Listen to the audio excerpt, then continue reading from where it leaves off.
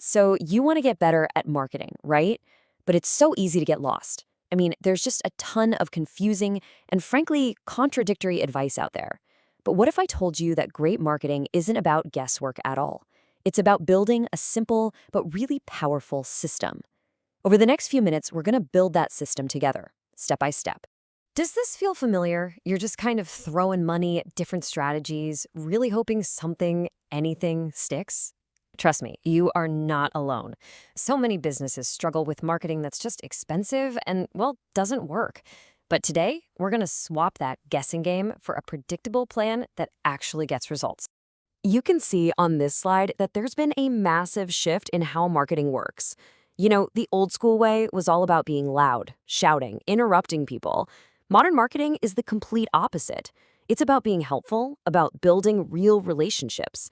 And that's the difference between getting a one-time sale and creating a fan for life. To get there, we're going to follow this simple roadmap. First, we'll uncover the real secret behind why people buy anything.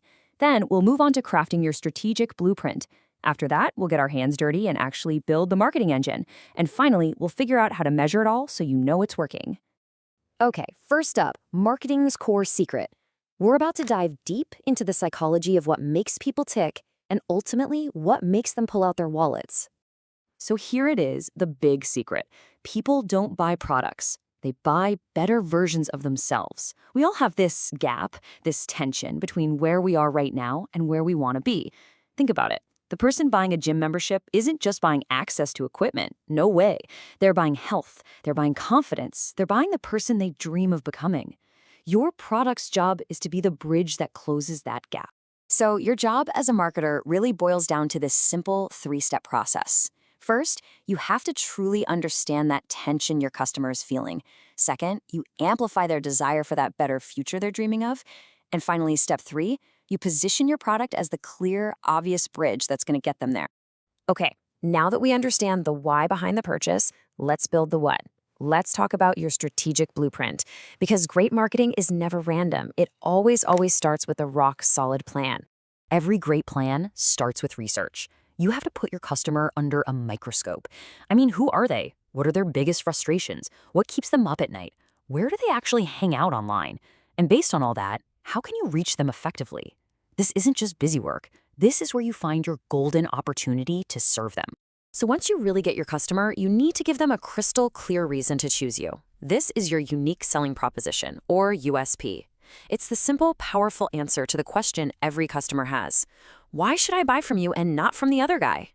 This one idea is the absolute heart of your entire message. And check this out. This is a perfect example of a killer USP. McDonald's wasn't just selling burgers. They were selling speed. Tasty burgers that are ready just seconds after you order. That simple idea built a global empire. So what's yours? All right, we've got our plan in hand, so it's time for section 3, building your marketing engine. Now we get to look at the tools and systems that will put your plan into motion and drive some real growth. So every marketing strategy is built on these 4 pillars. Your product isn't just what it is, but how it actually transforms someone's life. Price isn't just a number, it's about its perceived value. Place is all about where you sell it, and promotion is how you tell the world about its value. But here's the key. They all have to work together. If you change one, like deciding to sell online instead of in stores, you have to rethink the other 3. Now, it's super important to remember that not everyone is ready to buy right this second. Think of your audience in terms of temperature. The biggest group by far is cold. They don't even know they have the problem you solve. You have to educate them first. Warm audiences, they know they have a problem and they're looking for solutions. And then you have your hot audience. They're ready to buy. You absolutely need a different approach for each one. And this is where the famous marketing funnel comes in. It's really just a simple map of the customer's journey. First, at the top, you create awareness to grab their attention. Then, in the middle, during the evaluation stage, you build trust and nurture their interest. Finally, at the bottom, the conversion stage, you use things like testimonials or case studies, what we call social proof, to help them make that final decision. All right, let's move into our final section, mastering the marketing numbers. This is how you stop guessing and start knowing for sure if your marketing engine is actually making you money. Okay, a really key concept here is the difference between your front end and your back end. Your front-end offer is the hook. It's that initial, often low-cost thing that gets a new customer in the door.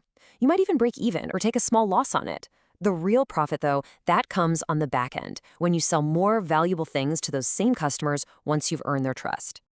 And why is that back end so incredibly important? Well, just look at this number. It can cost anywhere from 5 to 25 times more to get a brand new customer than it does to sell again to someone who already bought from you. Focusing on customer loyalty isn't just a nice thing to do, it's a massive financial advantage. This little formula right here, this is the golden rule of business survival. Your LTV, that's the total lifetime value of a customer, has to be at least 3 times your CAC, your customer acquisition cost. So, for example, if a customer is worth, say, $1,200 to you over time, your business is only healthy if you spent less than $400 to get them in the first place. And for your advertising, the test is even simpler. Your return on ad spend, or ROAS, just needs to be greater than 1. For every single dollar you put into ads, are you getting more than $1 back? If the answer is yes, you're profitable. If it's no, you're losing money.